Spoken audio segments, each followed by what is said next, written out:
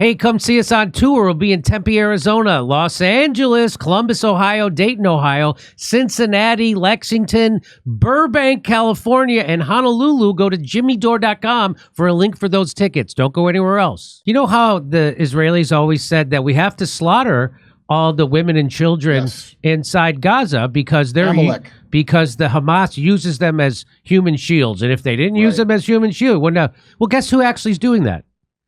Israel is abducting Palestinian teenagers and forcing them to walk in rubble before IDF soldiers do to see if they blow up. You want to see? Here's the headline: is that a war crime? How Israel's army uses Palestinians as human shields in Gaza. You're not allowed to do that? It is a war crime, Kurt. Of course. You're not allowed to use human beings. Everything Israel has done has been a war crime. Even Wolf Blitzer, an AIPAC fellow himself, was chagrined. It's like, wait a minute. You dropped a 2,000-pound bomb on a refugee center filled with hundreds of people to get one guy, and you didn't even get that guy? Hey, war is hell. That's what people say. I've had people. And I'm the devil. That's what he was saying. You know, but my friends have said that to me. People I like have said, "Hey, look what we did to Dresden." Like that makes it okay. We shouldn't have done that to Dresden. Hey, look what we did to Iraq. Let's go a little more recent. Yeah. Psychopaths. After Israeli soldiers found Mohammed Shubeir hiding with his family in early March, they detained him for roughly 10 days before releasing him without charge. So they got a guy who's guilty of doing nothing. He's just a civilian. And what did they do to this civilian who's guilty of nothing? During that time, the soldiers used him as a human shield. Jeez. Well, in fairness, they did that to those kids raving next to the concentration camp as well. He wasn't even a guy. He was a kid. He was 17 years old, and he was forced to walk handcuffed through the empty ruins of his hometown in southern Gaza, searching for explosives set by Hamas. Any dumb shit Zionist that's like, yeah, well, they got to do that.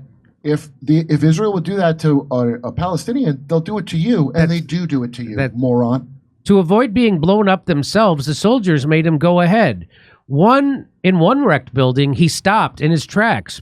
Running along the wall, he said, was a series of wires attached to explosives. The soldiers sent me like a dog to a booby-trapped apartment. I thought these would be the last moments of my life. He's 17. Wow, this will help end Hamas, I bet. This story. I bet the story of these crimes will help end terrorism against Israel. Right. An investigation by the New York Times found that Israeli soldiers and intelligence agents throughout the war in Gaza have regularly forced captured Palestinians to conduct life-threatening reconnaissance missions to avoid putting Israeli soldiers at risk on the battlefield. The practice, illegal under both Israeli and international laws, has been used by at least 11 squads in 5 different cities in Gaza, often with the involvement of officers from Israeli intelligence agencies. Oh, of course. No kidding. Oh, you don't say. The Epstein Brigade? They act like there's someone in power in Israel that has a conscience. Detainees have been forced to scout and film inside tunnel networks where soldiers believe firefighters were still hiding. So what's horrible about it's like, it'd be one thing if you took a Hamas fighter and made him go into a Hamas place. They just took a regular 17-year-old kid.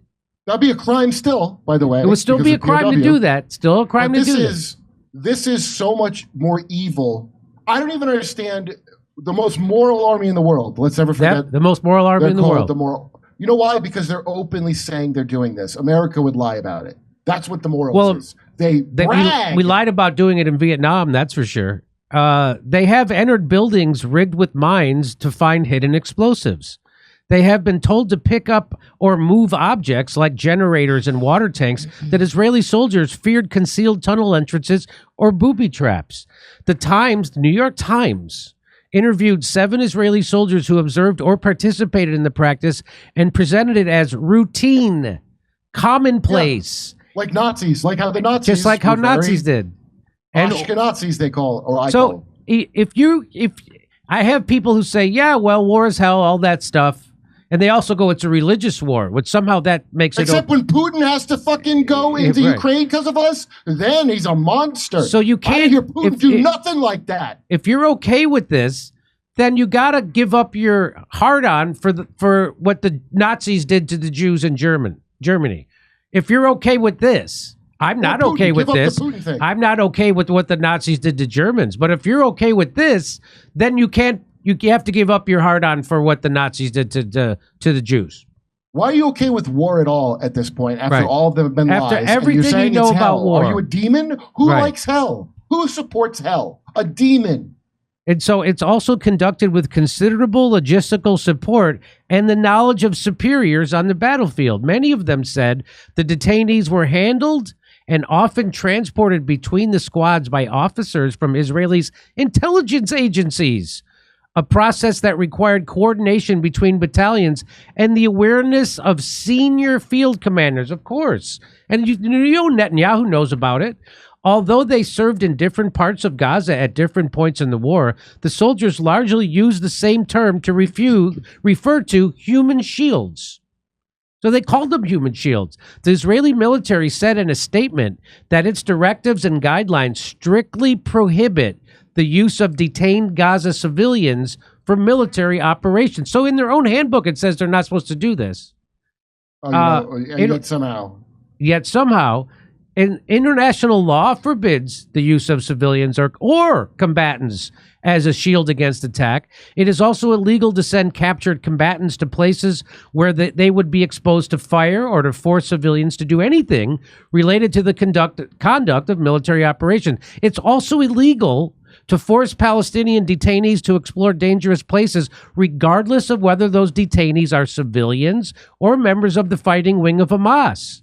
Who said that? The professor at the University of Bristol in England, an expert on laws governing detention and conflicts with non-state actors. You don't got to be an expert to know. You don't have to be an expert to know that that's evil.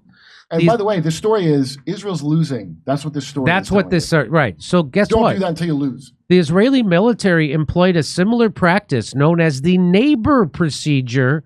They did that in Gaza and the West Bank in the early 2000s. So this is the first time that they've done that. They did this to Palestinians before. Soldiers would force Palestinian civilians to approach the homes of militants to persuade them to surrender. This procedure was banned by the Israeli Supreme Court in 2005. Even the Israeli courts have said they ban this, can't do this. In an expansive ruling that also outlawed the use of human shields in other contexts. The court's president ruled that a resident of an occupied territory, quote, should not be brought, even with his consent, into an area where a military operation is taking place. Some of the soldiers who saw or participated in the practice found it deeply troubling. Some of the soldiers, like I think 2 of them, prompting them to take the risk of discussing a military secret with a journalist. Two Israeli soldiers were connected to the New York Times by breaking the silence. That's an independent watchdog that gathers testimony from Israeli soldiers. Two soldiers said that members of their squads, which each comprised roughly 20 people, expressed opposition to their commanders. Soldiers said some low-ranking officers tried to justify the practice by claiming, without proof, that the detainees were terrorists rather than we do that now. Rather than civilians held without charge. Well, we know that they let that guy go after 10 days of making him do this. They said they were told that the commanders told the Israeli soldiers that the Palestinian lives were worth less than those of the Israelis. Yeah, they're all terrorists, and you've heard them say this in so many ways over and over. They're all basically terrorists, so we need to get them more riled up. We got to fight real dirty, and then we can kill them all. That's the goal, is to kill them all. So even though officers often concluded their detainees did not belong to terrorist groups and later released them without charge, according to an Israeli soldier, to the 3 Palestinians who spoke to the Times. One Israeli squad forced a crowd. So they go in and they bomb their neighborhood, and these people don't have anywhere to go. Then they round up those people, called them crowd of displaced Palestinians, and they forced them to walk ahead of the soldiers for cover as it advanced toward a militant hideout in central Gaza City. That's according to a guy named Javad CM31, a Palestinian graphic designer who was part of that group. The soldiers asked us to move forward so that the other side wouldn't shoot back. Once the crowd reached the hideout, the soldiers emerged from behind the civilians and surged inside the building. After seemingly killing the militants, the soldiers then let the civilians go. So that's what these are the kind of, like, so you can't say Hamas is bad if that's the kind of, so they're just like you. Wait, at the Jimmy. very worst, Hamas is just like they have the same morals as the Israeli army does. At the worst, Hamas does. So now why do you hate them? So now why do you hate them? What makes them worse than an Israeli soldier? Go ahead, Kurt. Can I just give you a counter argument from the great Dennis Prager University? Yeah. If Canada shot bombs into America, don't you think we would go to Canada and make Canadian civilians march into bomb areas to see if there's explosives? No. Wouldn't we do that to Canada if they launch missiles, take their kids and kill them and make them walk over bombs? No. And so you can see it's the same, Jimmy. You're being hypocritical. Wouldn't we also be Nazis? So just like Carl Jung said, there's an internal Nazi in everybody. And the key is, your task is to make that Nazi part of your unconscious conscious and integrate it into your conscious mind, so then you don't act on it.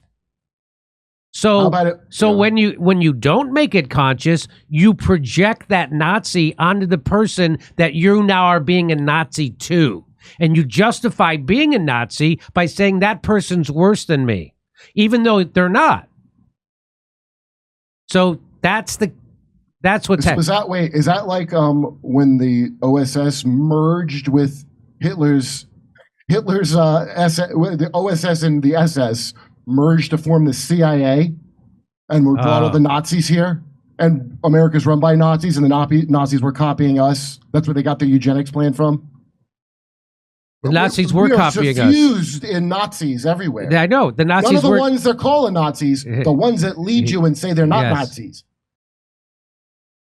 Hey, I wanted to talk to you about something that actually might surprise you. It's called the Juvent Micro Impact Platform. I have one. I use one. I bought one before they were in advertising. I bought one a year ago.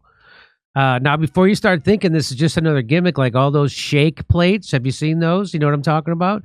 You see them all over the place. Hear me out on this. I know there's a lot of junk out there, but this thing is legit. And I don't say that lightly. So what makes Juvent different? It's not some paint shaker from China. This is a device that uses a special micro impact technology. That means it gives your body just enough impact to help your bones, your joints, and your muscles without all that dangerous shaking that could actually mess you up. Peter Simonson, who I had a meeting with, and he explained all this to me. He's the guy behind this machine. He broke it down for me. It's designed to help improve bone health, circulation, and even increase stem cell production. That's right. The thing actually helps your body generate the cells it needs to heal and regenerate. No $10,000 stem cell injections, no crazy invasive treatments, just 10 to 20 minutes a day standing on this platform. And your body starts doing what it's naturally supposed to do. And here's the kicker. It's not some fake magic trick. There's real research backing all of this up. It's used for people with osteoporosis, joint pain, or folks like me who have been sitting too long and need to feel like they can move again without falling apart. All you do, you get on this thing, and it helps your body activate those areas that might have been neglected from, living in a world where you sit too much, where you stress too much, and you move way too little. So if you've got a home gym collecting dust, this is a piece of equipment that you'll actually use. And if you're like me and you want to make sure you're doing everything you can to stay healthy and avoid getting conned by big pharma, you might want to check out the Juvent, that's Juvent, Micro Impact Platform. Head over to Juvent, Juvent.com/Dore, D-O-R-E. And give it a look. Seriously, this could be the thing that keeps you off the operating table. Who wouldn't want that? That's JUVENT.com/DORE. And be sure to use my exclusive code DORE for $500 off your Juvent today. Hey, come see us on tour. We'll be in Tempe, Arizona, Los Angeles, Columbus, Ohio, Dayton, Ohio, Cincinnati, Lexington, Burbank, California, and Honolulu. Go to jimmydore.com for a link for those tickets. Don't go anywhere else.